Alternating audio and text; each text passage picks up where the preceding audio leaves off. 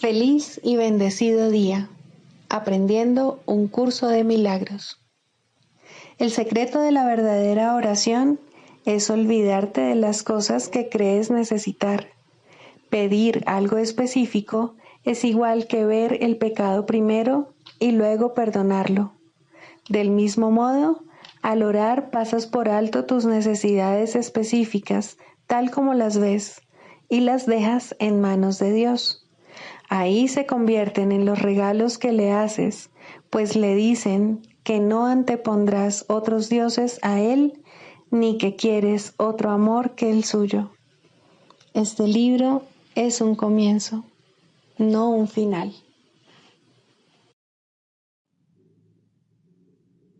Del prefacio, que postula, párrafo 7. Solo las mentes pueden unirse realmente, y lo que Dios ha unido, ningún hombre lo puede desunir. No obstante, la verdadera unión, que nunca se perdió, solo es posible en el nivel de la mente de Cristo. El pequeño yo procura engrandecerse, obteniendo del mundo externo aceptación, posesiones y amor. El ser que Dios creó no necesita nada, está eternamente a salvo y es eternamente íntegro, amado y amoroso. Busca compartir en vez de obtener, extender en vez de proyectar. No tiene necesidades de ninguna clase y solo busca unirse a otros que, como él, son conscientes de su propia abundancia.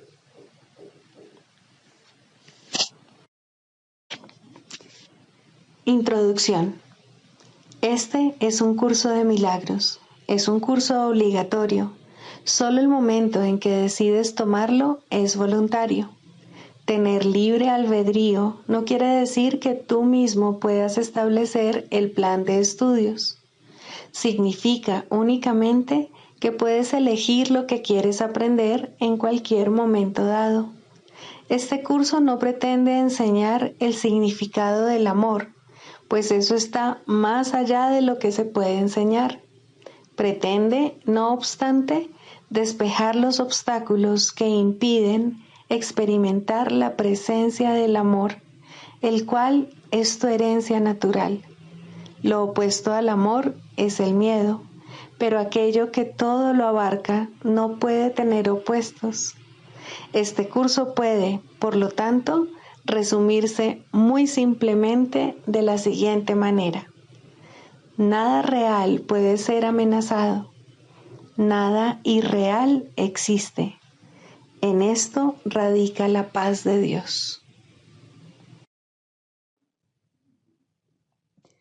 Capítulo 1.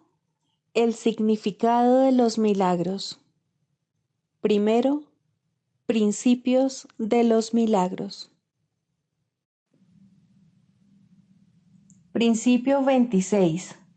Los milagros representan tu liberación del miedo. Expiar significa deshacer. Deshacer el miedo es un aspecto esencial del poder expiatorio de los milagros. Capítulo 4. Las ilusiones del ego.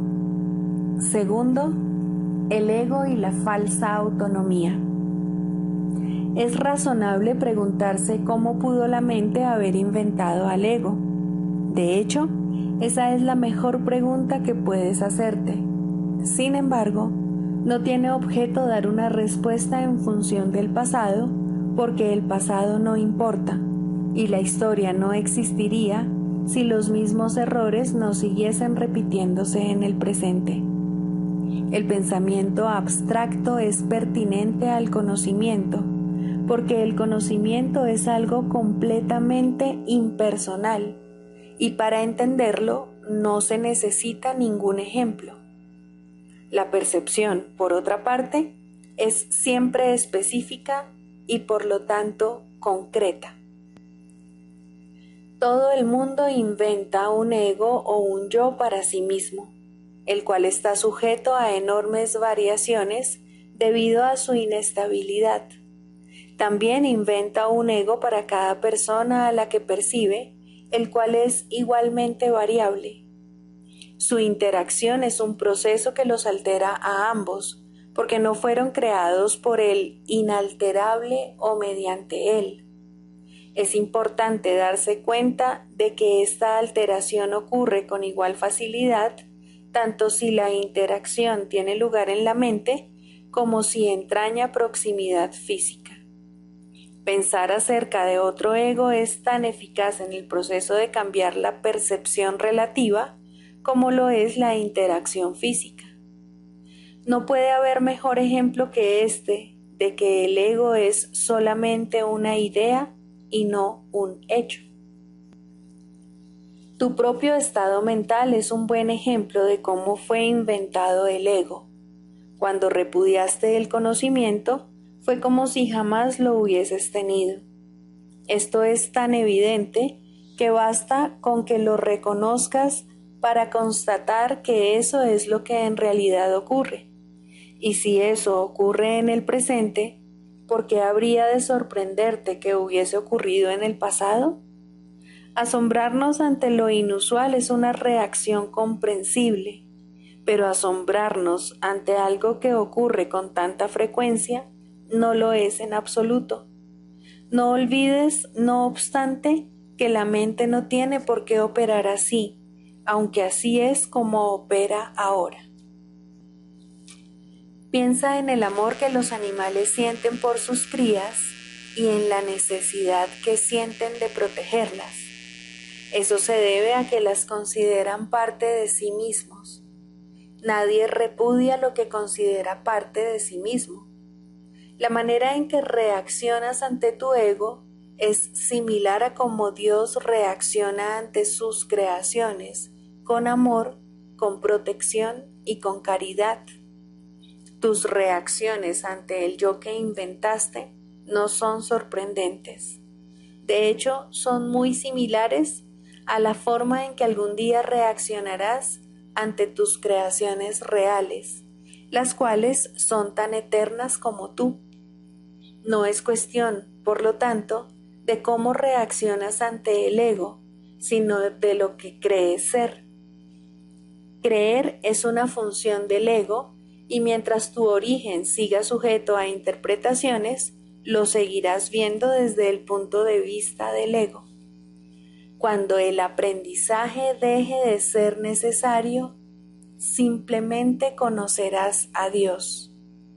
La creencia de que hay otra forma de percibir es la idea más sublime de que es capaz el pensamiento del ego. Ello se debe a que dicha idea reconoce, aunque sea mínimamente, que el ego no es el ser. Socavar el sistema de pensamiento del ego no puede sino percibirse como un proceso doloroso, aunque no hay nada que esté más lejos de la verdad. Los bebés gritan de rabia cuando se les quita un cuchillo o unas tijeras, a pesar de que, si no se hiciese, podrían lastimarse. En este sentido, todavía eres un bebé. No tienes una idea clara de lo que es el verdadero instinto de conservación y probablemente decidirás que necesitas precisamente lo que más daño te haría. Sin embargo, tanto si lo reconoces ahora como si no, has acordado cooperar en el empeño por llegar a ser inofensivo y servicial, atributos estos que son necesariamente inseparables. Incluso las actitudes que tienes a ese respecto son necesariamente conflictivas, puesto que todas las actitudes están basadas en el ego. Esto, sin embargo, no perdurará. Ten paciencia mientras tanto y recuerda que el desenlace es tan seguro como Dios. Solo aquellos que tienen una sensación real y duradera de abundancia pueden ser verdaderamente caritativos. Esto resulta obvio cuando consideras lo que realmente quiere decir caritativo. Para el ego, dar cualquier cosa significa tener que privarse de ella.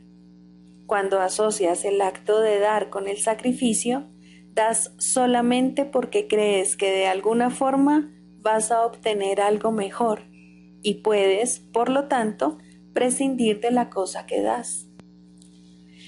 Dar para obtener es una ley ineludible del ego que siempre se evalúa a sí mismo en función de otros egos. Por lo tanto, está siempre obsesionado con la idea de la escasez, que es la creencia que le dio origen. Su percepción de otros egos como entes reales no es más que un intento de convencerse a sí mismo de que él es real. El amor propio, desde el punto de vista del ego, no significa otra cosa que el ego se ha engañado a sí mismo creyendo que es real y, por lo tanto, está temporalmente menos inclinado a saquear. Ese amor propio es siempre vulnerable a la tensión, término que se refiere a cualquier cosa que él perciba como una amenaza a su existencia. El ego vive literalmente a base de comparaciones. La igualdad es algo que está más allá de lo que puede entender y por lo tanto le es imposible ser caritativo. Lo que el ego da nunca emana de una sensación de abundancia porque él fue engendrado precisamente como un sustituto de esta. Por eso es por lo que el concepto de obtener surgió en su sistema de pensamiento. Los apetitos son mecanismos para obtener, que representan la necesidad del ego de ratificarse a sí mismo. Esto es cierto tanto en el caso de los apetitos corporales como en el de las llamadas necesidades más elevadas del ego. El origen de los apetitos corporales no es físico. El ego considera al cuerpo como su hogar y trata de satisfacerse a sí mismo a través de él, pero la idea de que eso es posible es una decisión de la mente que está completamente confundida acerca de lo que realmente es posible. El ego cree que tiene que valerse por sí mismo para todo, lo cual no es más que otra forma de describir cómo cree que él mismo se originó. Es un estado de tanto temor que lo único que puede hacer es dirigirse a otros egos y tratar de unirse a ellos en un débil intento de identificarse con ellos o atacarlos en una demostración, igualmente débil, de fuerza. No es libre, no obstante, de poner en tela de juicio la premisa que da lugar a todo eso, pues esa premisa es su base. El ego es la creencia de la mente según la cual tiene que valerse completamente por sí misma. Los incesantes esfuerzos del ego por ganar el reconocimiento del espíritu y establecer así su propia existencia son inútiles. El espíritu en su conocimiento no es consciente del ego, no lo ataca, simplemente no lo puede concebir en absoluto. Aunque el ego tampoco se percata del espíritu, se percibe a sí mismo rechazado por algo más grande que él. Por eso es por lo que el amor propio, tal como el ego lo concibe, no puede por menos que ser ilusorio. Las creaciones de Dios no crean mitos, si bien el esfuerzo creativo se puede trocar en mitología. Esto puede suceder, sin embargo, solo bajo una condición: lo que fabrica deja de ser creativo. Los mitos pertenecen exclusivamente al ámbito de la percepción y las formas que adoptan son tan ambiguas y su naturaleza está tan marcada por la dicotomía entre el bien y el mal que ni siquiera el más benévolo de ellos está exento de connotaciones aterradoras. Los mitos y la magia están íntimamente relacionados, ya que los mitos generalmente tienen que ver con el origen del ego y la magia con los poderes que el ego se atribuye a sí mismo. Los sistemas mitológicos incluyen, por lo general, alguna descripción de la creación y la conectan con su forma particular de magia. La llamada lucha por la supervivencia no es más que la lucha del ego por prolongar su propia existencia, así como la interpretación que ha hecho con respecto a su comienzo. Este comienzo casi siempre se asocia con el nacimiento físico, ya que resulta difícil sostener que el ego existía antes de ese momento. Los más religiosos de los mitos basados en el ego puede que postulen que el alma existía antes y que seguirá existiendo después de un lapso temporal de vida en el ego. Algunos postulan incluso que el alma será castigada por este lapso.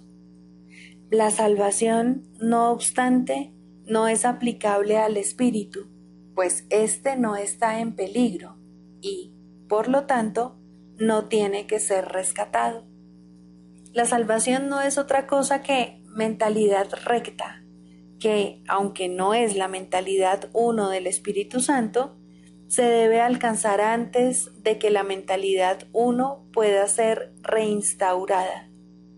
La mentalidad recta conduce automáticamente al siguiente paso, ya que la percepción correcta está completamente exenta de cualquier forma de ataque y, por lo tanto, la mentalidad errada desaparece.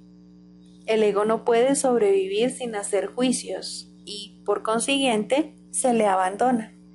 La mente tiene entonces una sola dirección por la que avanzar. La dirección que sigue es siempre automática, pues no puede sino acatar los dictados del sistema de pensamiento al que se adhiere. No se puede hacer demasiado hincapié en el hecho de que corregir la percepción es simplemente un expediente temporal. Dicha corrección es necesaria únicamente porque la percepción falsa es un obstáculo para el conocimiento, mientras que la percepción fidedigna es un trampolín hacia él. El valor de la percepción correcta reside en la conclusión inevitable de que toda percepción es innecesaria. Esto elimina el obstáculo por completo. Te preguntarás cómo puede ser posible esto mientras parezca que vivas en este mundo. Esa es una pregunta razonable. No obstante, tienes que asegurarte de que realmente la entiendes. ¿Quién es el tú que vive en este mundo? El espíritu es inmortal y la inmortalidad es un estado permanente. El espíritu es tan verdadero ahora como siempre lo fue y lo será siempre, ya que no entraña cambios de ninguna clase. No es un continuo ni se puede entender tampoco comparándolo con un opuesto. El conocimiento nunca admite comparaciones. En esto estriba su diferencia principal con respecto a cualquier otra cosa que la mente pueda comprender. Libro de ejercicios, pregunta 9. ¿Qué es el segundo advenimiento? El segundo advenimiento de Cristo, que es tan seguro como Dios, es simplemente la corrección de todos los errores y el restablecimiento de la cordura.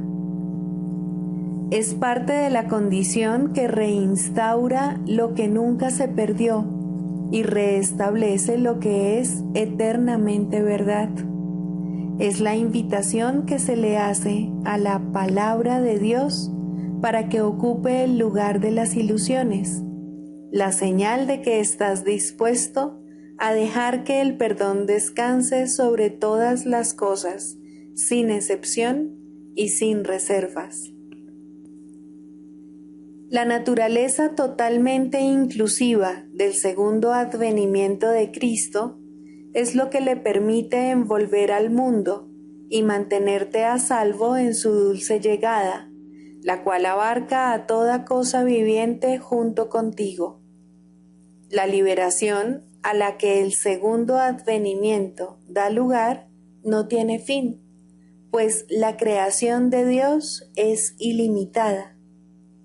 La luz del perdón ilumina el camino del segundo advenimiento, porque refulge sobre todas las cosas a la vez y cual una sola, y así, por fin, se reconoce la unidad. El segundo advenimiento marca el fin de las enseñanzas del Espíritu Santo, allanando así el camino para el juicio final, en el que el aprendizaje termina con un último resumen que se extenderá más allá de sí mismo hasta llegar a Dios. En el segundo advenimiento, todas las mentes se ponen en manos de Cristo para serle restituidas al Espíritu en el nombre de la verdadera creación y de la voluntad de Dios.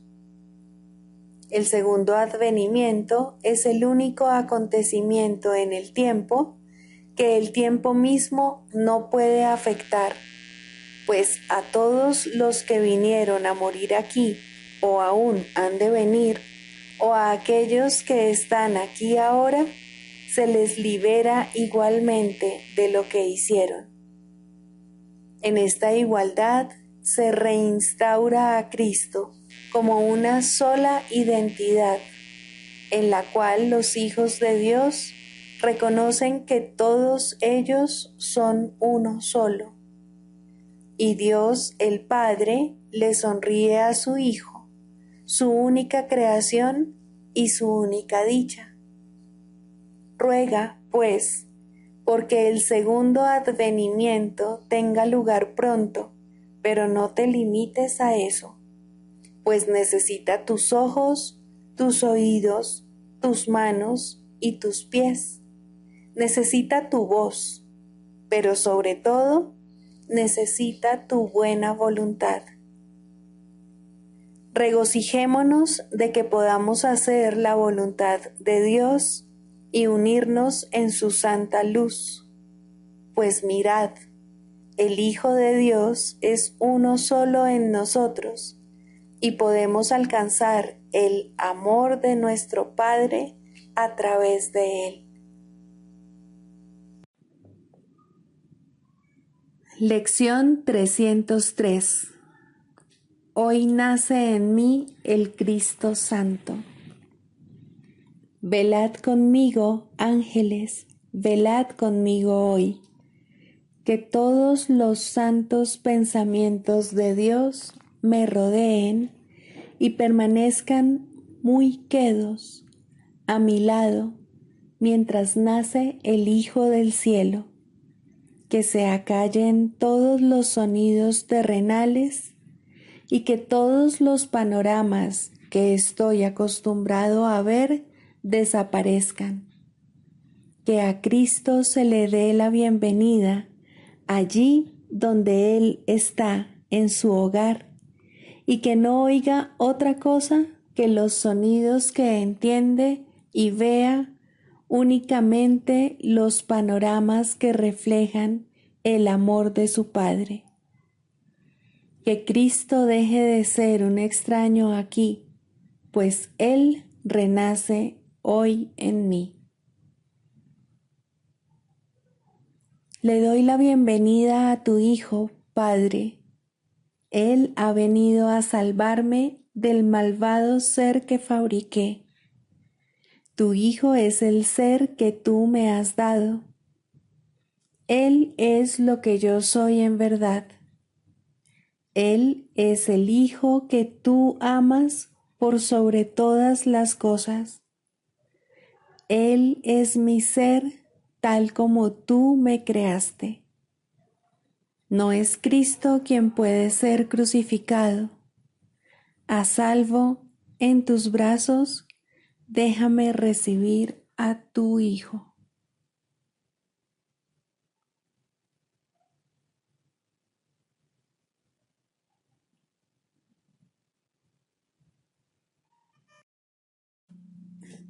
Características de los maestros de Dios. 10. Mentalidad abierta. El papel central que ocupa la mentalidad abierta, quizá el último de los atributos que el maestro de Dios adquiere, puede entenderse fácilmente cuando se reconoce la relación que guarda con el perdón. La mentalidad abierta procede de una ausencia de juicios.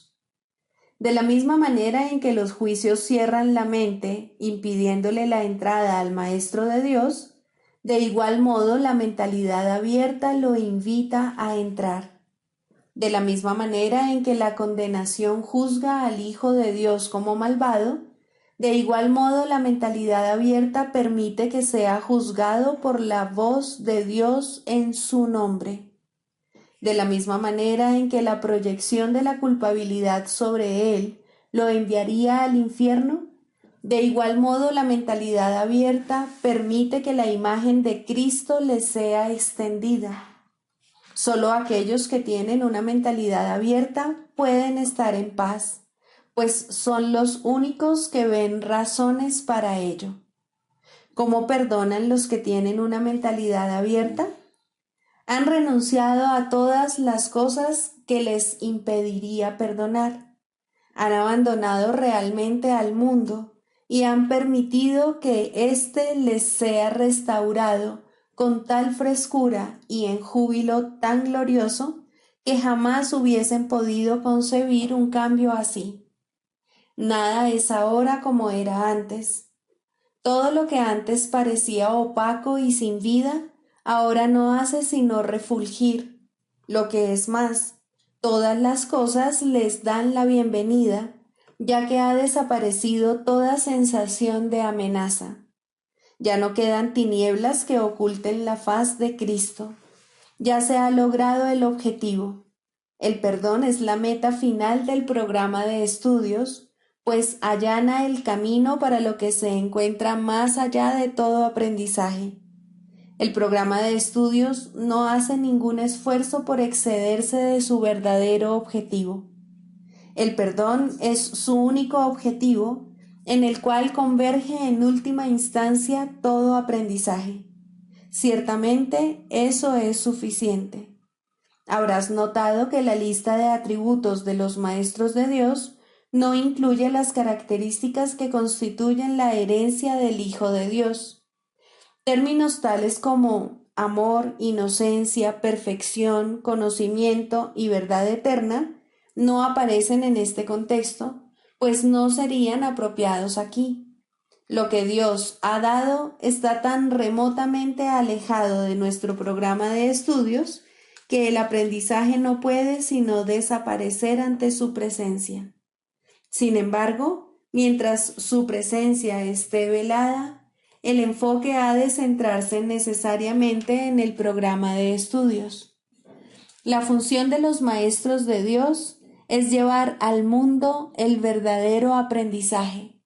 Propiamente dicho, lo que llevan es un desaprendizaje, que es a lo único que se le puede llamar verdadero aprendizaje en este mundo. A los maestros de Dios se les ha encomendado la función de llevar al mundo las buenas nuevas del completo perdón. Bienaventurados son en verdad, pues son los portadores de la salvación. Manual para el Maestro, pregunta 16. ¿Cómo debe pasar el día el Maestro de Dios? Para un Maestro de Dios avanzado, esta pregunta es irrelevante. No tiene un programa fijo, pues las lecciones cambian de día en día. Pero el Maestro de Dios está seguro de una sola cosa: las lecciones no cambian al azar.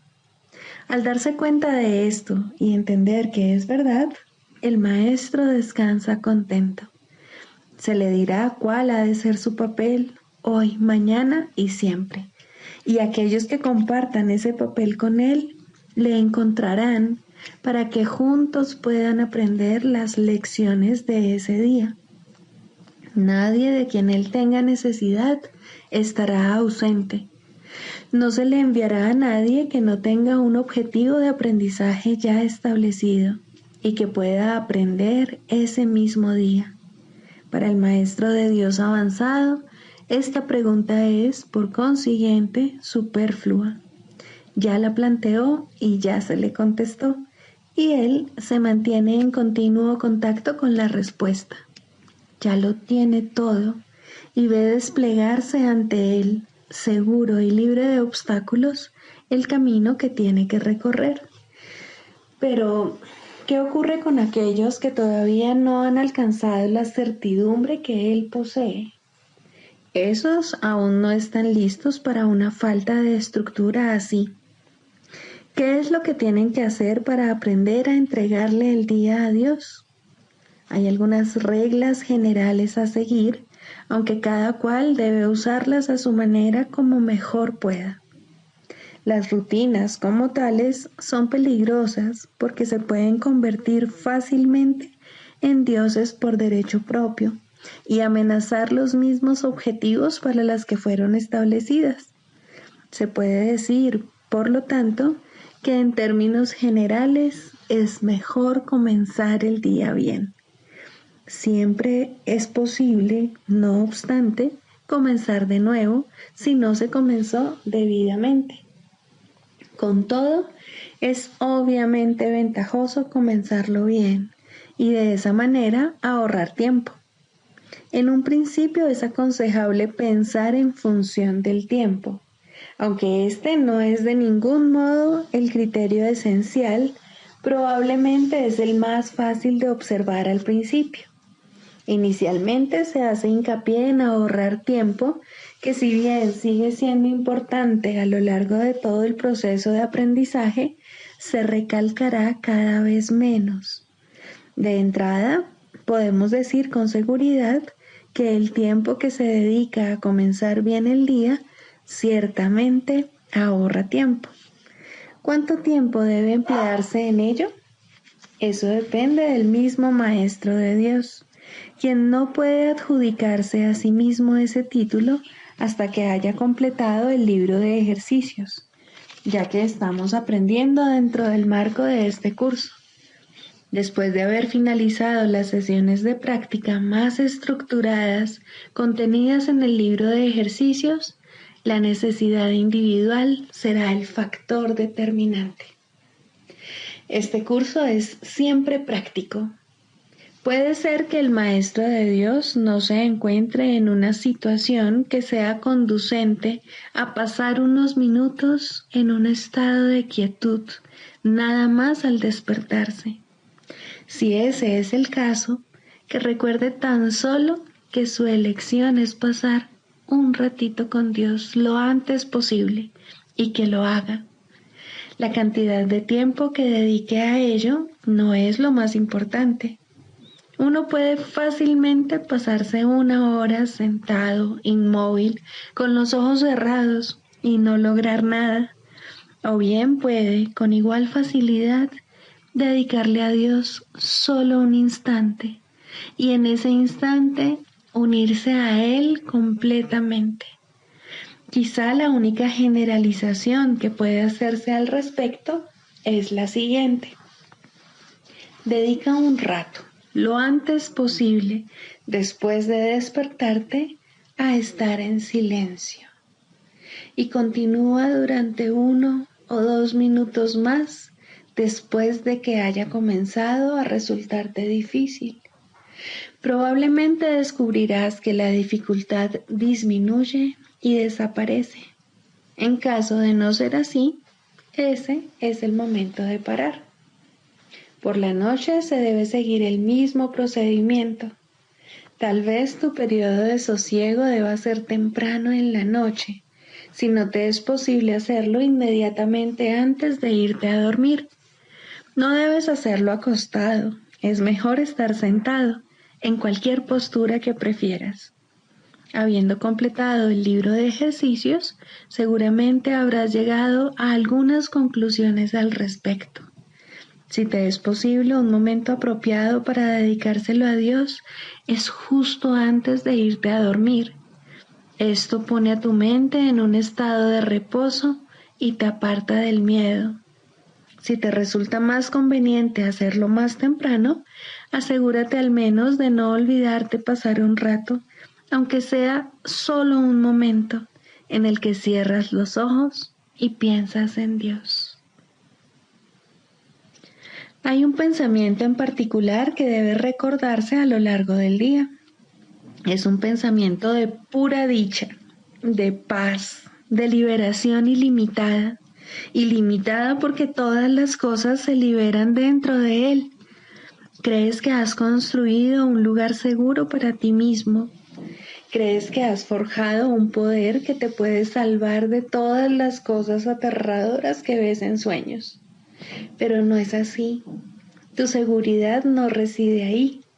A lo que renuncias es simplemente a la ilusión de que puedes proteger tus ilusiones. Ese es tu temor y solo ese. Qué insensatez estar atemorizado por nada, nada en absoluto. Tus defensas son inservibles, mas tú no estás en peligro. No tienes ninguna necesidad de ellas. Reconoce esto y desaparecerán, y solo entonces aceptarás tu verdadera protección. Cuán fácil y tranquilamente transcurre el tiempo para el Maestro de Dios que ha aceptado su protección. Todo lo que antes hacía en nombre de su propia seguridad ha dejado de interesarle, puesto que está a salvo y sabe que lo está. Tienen un guía que no le ha de fallar. No es necesario que haga distinciones entre los problemas que percibe, porque aquel a quien acude reconoce que no hay grados de dificultad en su resolución.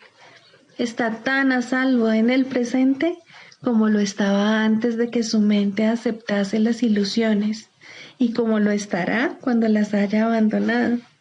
Su estado no cambia con la ocasión o con el lugar, porque todas las ocasiones y todos los lugares son uno para Dios. En esto reside su seguridad. No tiene necesidad de nada más. Con todo, habrá tentaciones a lo largo del camino que al Maestro de Dios aún le queda por recorrer, y tendrá necesidad de recordarse a sí mismo durante el transcurso del día que está protegido. ¿Cómo puede hacer eso? Especialmente en los momentos en que su mente está ocupada con cosas externas. Lo único que puede hacer es intentarlo, y su éxito dependerá de la convicción que tenga de que va a triunfar. Deberá tener absoluta certeza de que su éxito no procede de él, pero que se le dará en cualquier momento, lugar o circunstancia que lo pida. Habrá ocasiones en que su certeza flaqueará, y en el momento en que esto ocurra, el Maestro de Dios volverá a tratar, como antes, de depender únicamente de sí mismo. No olvides que eso es magia, y la magia es un pobre sustituto de la verdadera ayuda. No es suficientemente buena para el Maestro de Dios, porque no es suficientemente buena para el Hijo de Dios. Evitar la magia es evitar la tentación, pues toda tentación no es más que el intento de sustituir la voluntad de Dios por otra. Estos intentos pueden parecer ciertamente aterradores, pero son simplemente patéticos. No pueden tener efectos, ya sean buenos o malos, sanadores o destructivos, tranquilizadores o aterradores, gratificantes o que exijan sacrificio. Cuando el Maestro de Dios reconozca que la magia simplemente no es nada, habrá alcanzado el estado más avanzado. Todas las lecciones intermedias no hacen sino conducirle a este estado y facilitar el que este objetivo esté más cerca de reconocerse. pues cualquier tipo de magia, sea cual sea su forma, es simplemente impotente. Su impotencia explica por qué es tan fácil escaparse de ella. Es imposible que lo que no tiene efectos pueda aterrorizar. No hay nada que pueda sustituir a la voluntad de Dios. Dicho llanamente, a este hecho es al que el Maestro de Dios dedica su día. Cualquier otro sustituto que acepte como real tan solo puede engañarle, mas está a salvo de cualquier engaño si así lo decide. Quizá necesite recordar: Dios está conmigo, no puedo ser engañado. Quizá prefiera usar otras palabras, o solo una, o ninguna. En cualquier caso, debe abandonar toda tentación de aceptar la magia como algo verdadero y reconocer que no solo no es aterradora, ni pecaminosa, ni peligrosa, sino que simplemente no significa nada. Al estar arraigada en el sacrificio y la separación, que no son más que dos aspectos de un mismo error, el Maestro de Dios elige simplemente renunciar a todo lo que nunca tuvo, y a cambio de ese sacrificio, entre comillas, se le restaura el cielo en su conciencia. ¿No te gustaría un intercambio así? El mundo lo haría gustosamente si supiera que se puede hacer. Los maestros de Dios son los que deben enseñarle que sí se puede, y por lo tanto, su función es asegurarse de que ellos mismos lo hayan aprendido. No hay otro riesgo durante el día, excepto el de poner tu confianza en la magia, pues solo eso conduce al dolor. No hay más voluntad que la de Dios. Sus maestros saben que esto es así y han aprendido que todo lo demás es magia. Lo que mantiene viva la creencia en la magia es la ilusión simplista de que la magia da resultado.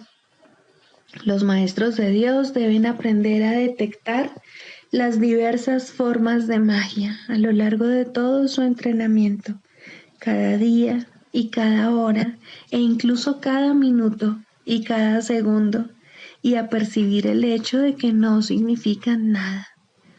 Cuando se las deja de temer, desaparecen, y así se vuelve a abrir la puerta del cielo, y su luz puede volver a irradiar sobre la mente que se encuentra en paz.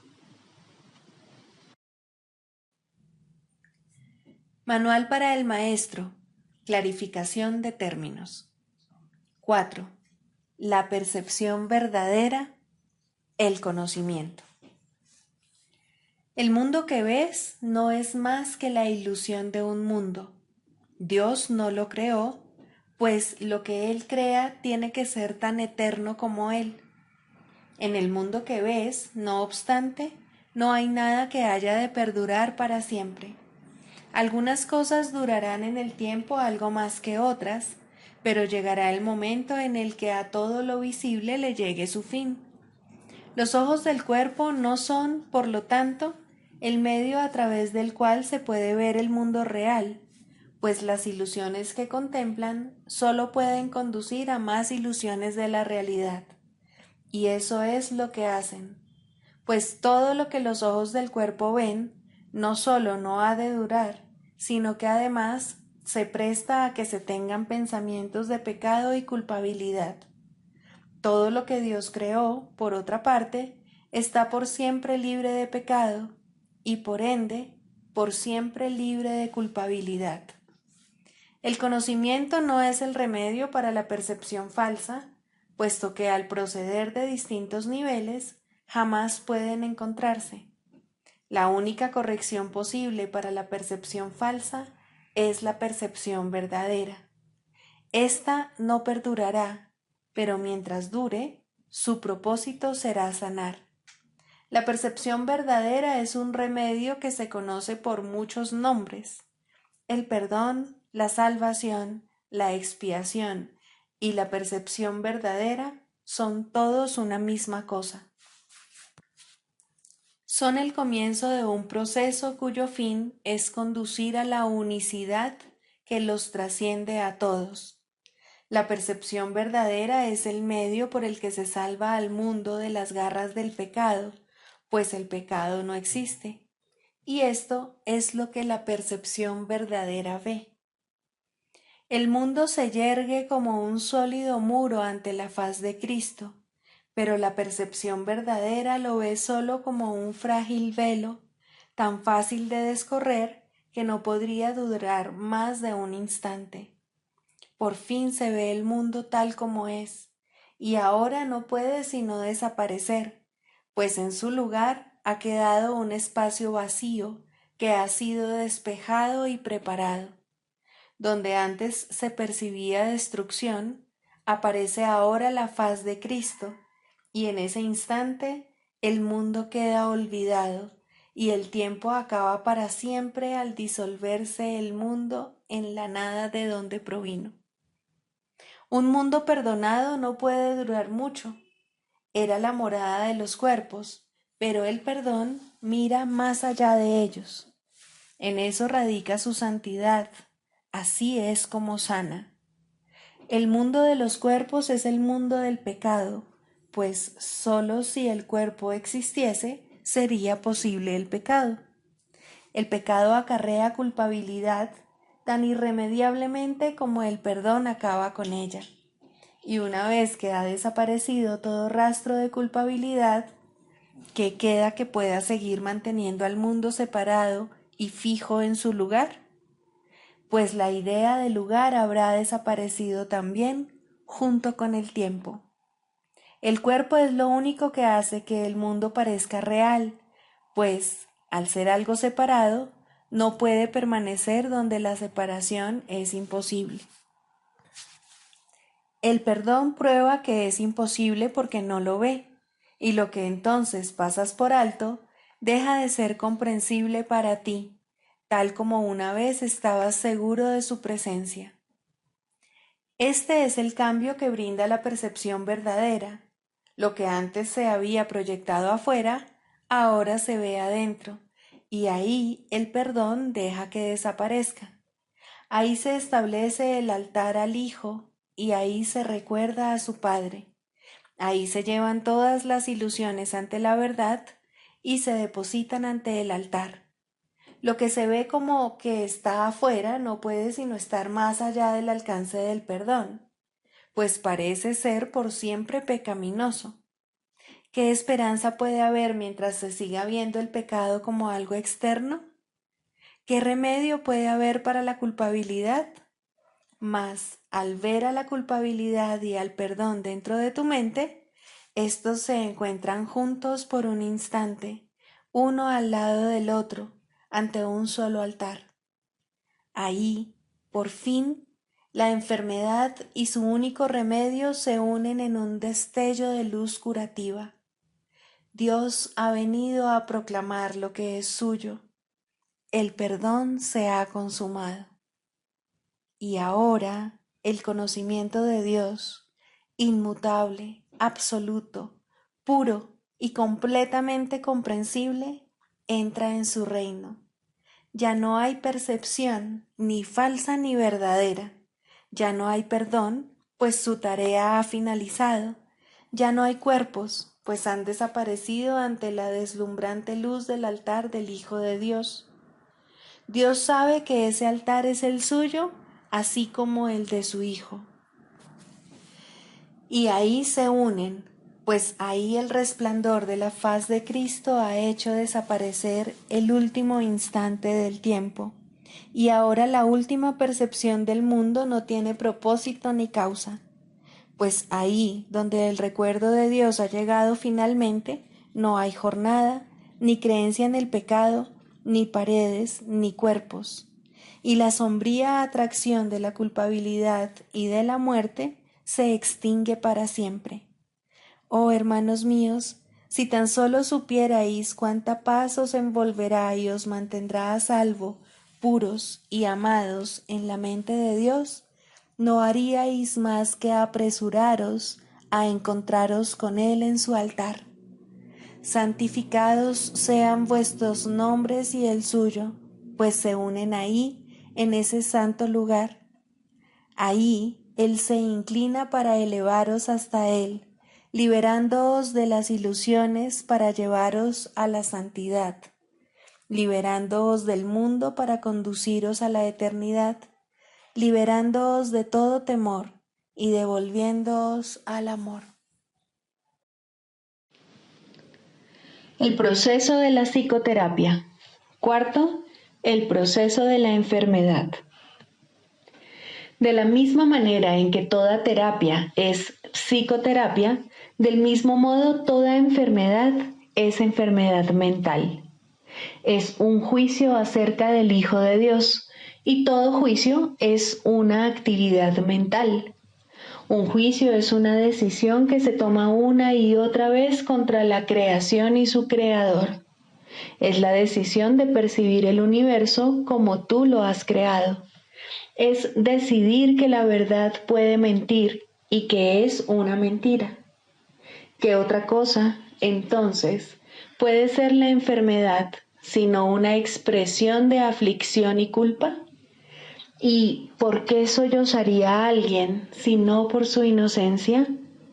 Una vez que al Hijo de Dios se le considera culpable, la enfermedad es inevitable. Es lo que ha pedido y, por ende, es lo que recibirá. Todos los que piden enfermedad se han condenado a sí mismos a buscar remedios que no los pueden ayudar, pues han depositado su fe en la enfermedad y no en la salvación. No hay nada que un cambio de mentalidad no pueda hacer, pues todas las cosas externas no son sino sombras de una decisión ya tomada. Si se cambia la decisión, ¿cómo podría su sombra no cambiar? La enfermedad no es más que la sombra de la culpa, grotesca y fea, puesto que imita la deformidad. Si una deformidad se ve como real, ¿cómo podría su sombra no ser deforme? Una vez que se ha decidido que la culpa es real, el descenso al infierno sigue paso a paso su inevitable trayectoria. La enfermedad, la muerte y la miseria fustigan ahora la tierra en implacables oleadas, a veces simultáneamente y otras en siniestra sucesión. Todas estas cosas, no obstante, por muy reales que puedan parecer, son solo ilusiones. ¿Quién podría tener fe en ellas una vez que ha entendido esto? ¿Y quién podría no tener fe en ellas hasta que lo entienda? La curación es terapia o corrección, y como ya hemos dicho y volvemos a repetir, toda terapia es psicoterapia. Curar al enfermo no es sino ofrecerle este entendimiento. La palabra cura ha caído en desprestigio entre los terapeutas más respetables del mundo y con toda razón, pues ninguno de ellos puede curar y ninguno de ellos entiende lo que es la curación. En el peor de los casos, le otorgan realidad al cuerpo en sus propias mentes, y una vez que han hecho esto, apelan a la magia para curar los males con los que sus mentes dotaron al cuerpo. ¿Cómo podría este proceso curar? Es ridículo de principio a fin, mas una vez comenzado, del mismo modo ha de concluir. Es como si Dios fuese el diablo y fuera necesario encontrarle en el mal. ¿Cómo podría haber amor ahí? ¿Y cómo podría lo enfermo curar? ¿No son acaso estas dos preguntas la misma? En el mejor de los casos, es posible que los sanadores del mundo, y el término sanadores tal vez sea cuestionable aquí, lleguen a reconocer que la mente es la fuente de la enfermedad. pero su error estriba en la creencia de que la mente puede sanarse a sí misma. Esto tiene algún mérito en un mundo donde el concepto de grados de error tiene sentido.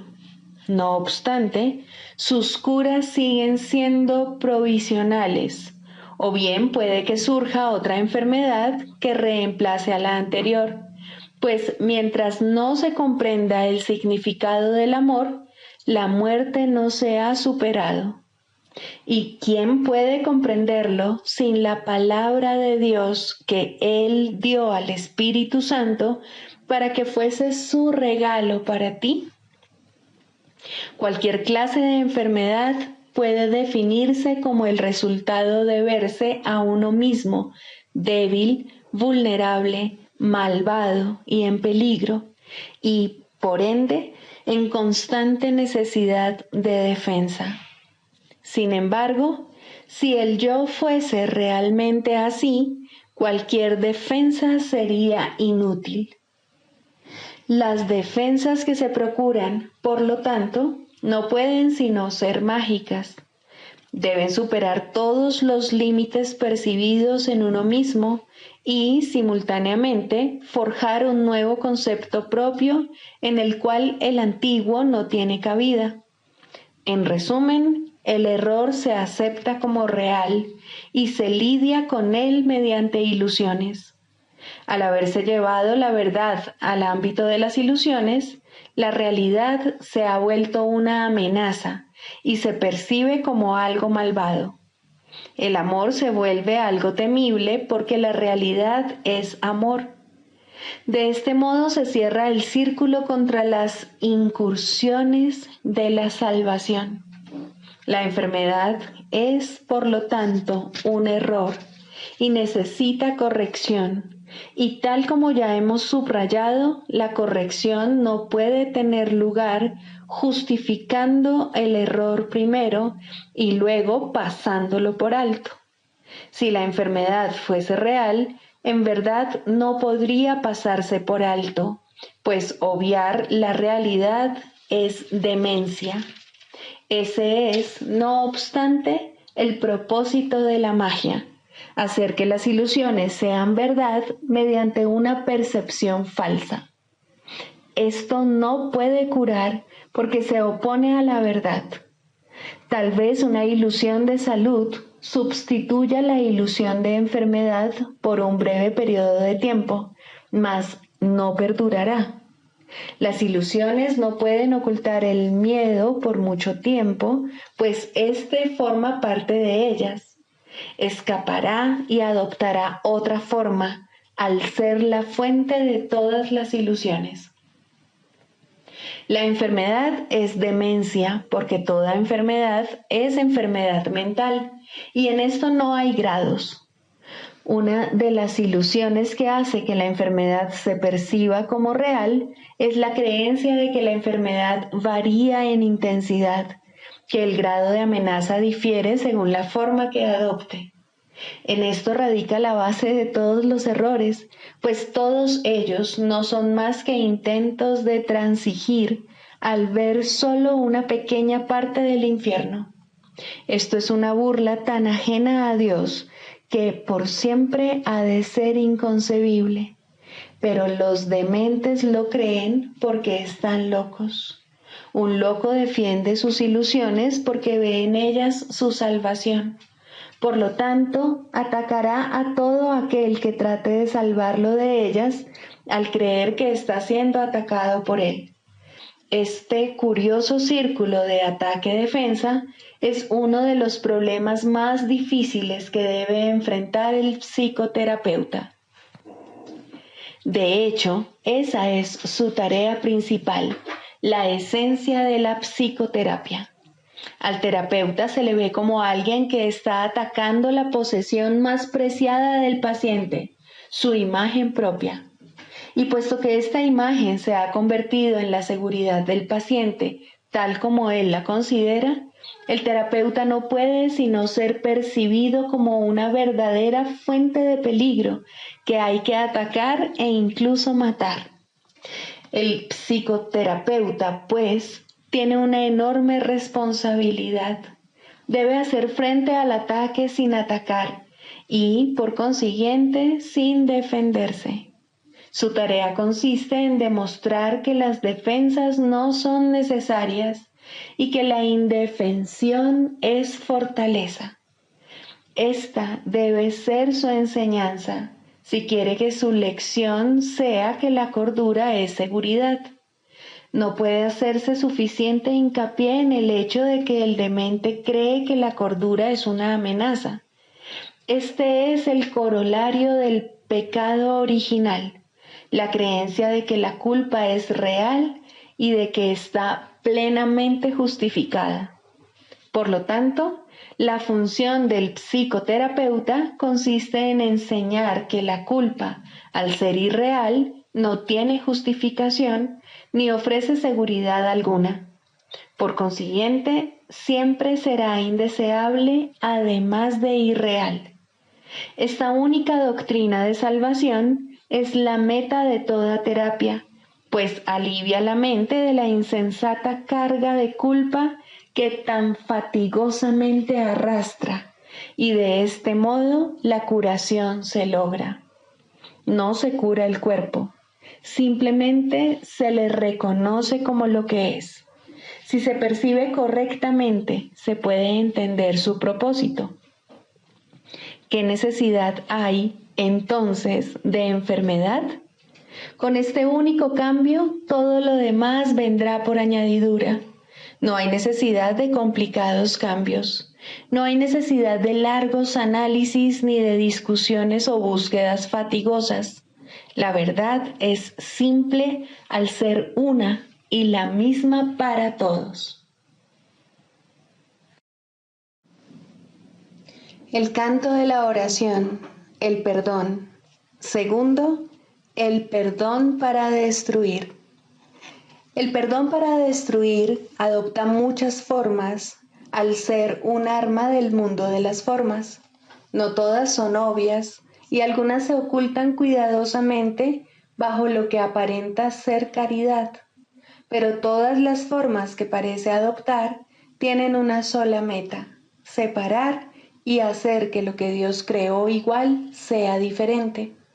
La diferencia resulta evidente en algunos casos en los que la comparación intencionada no puede dejar de notarse, ni es su propósito realmente que se note. En este grupo se encuentra, en primer lugar, el caso en el que una persona mejor se digna rebajarse para salvar a un inferior de lo que en realidad ésta es.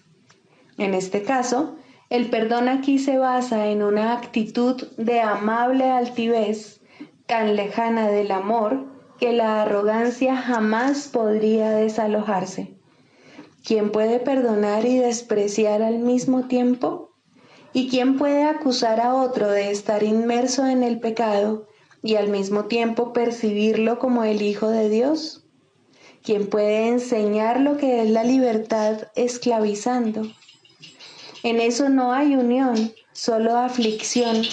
Eso no es realmente misericordia, eso es la muerte.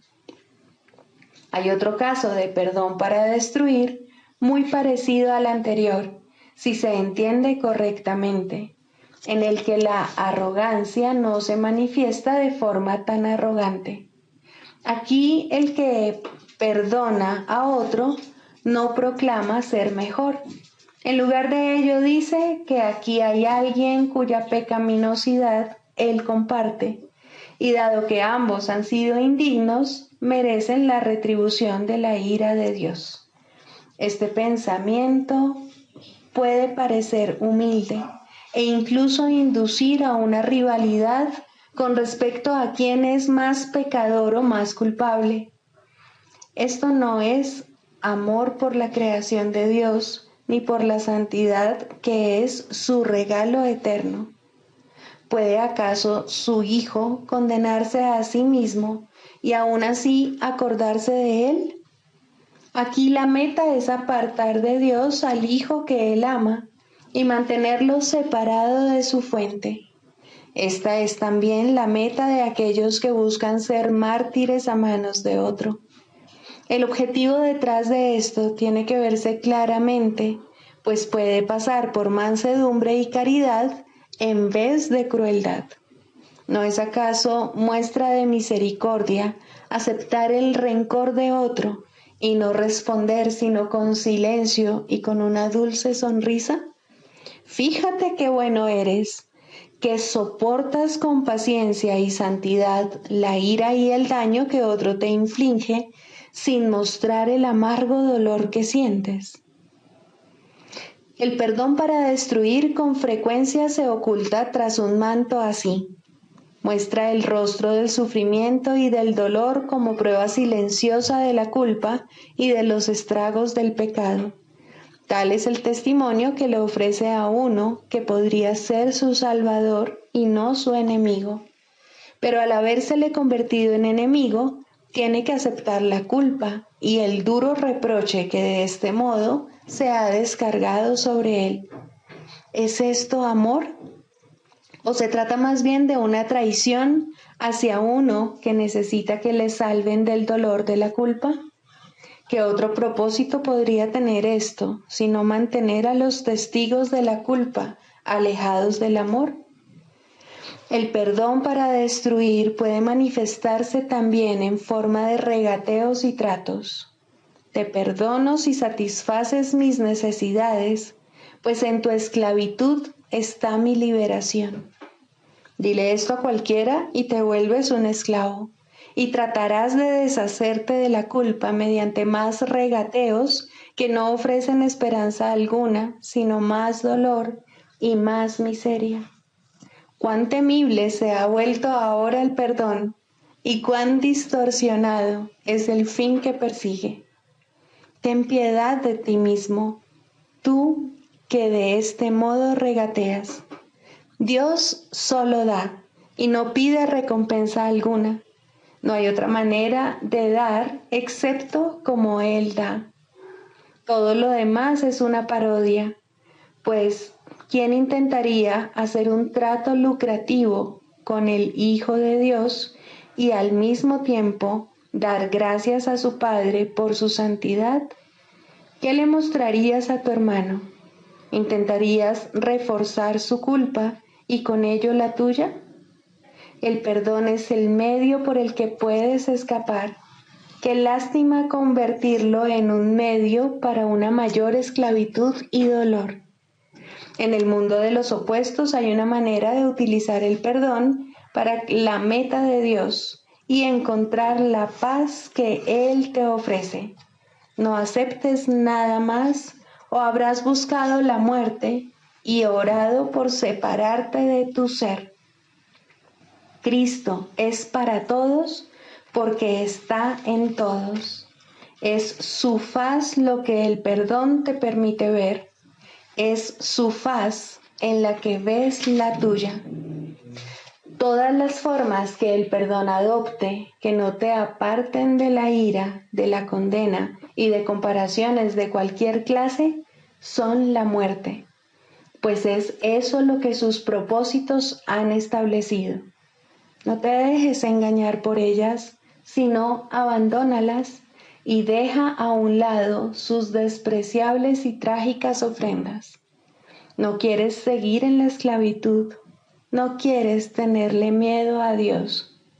Quieres ver la luz del sol y el resplandor del cielo refulgir sobre la faz de la tierra, redimida del pecado y en el amor de Dios.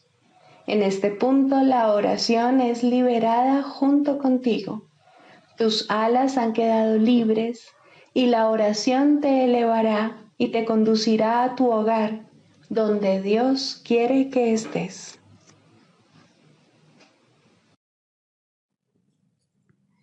Sigamos a Jesús haciendo del perdón algo tan natural como respirar y algo tan vital como el aire.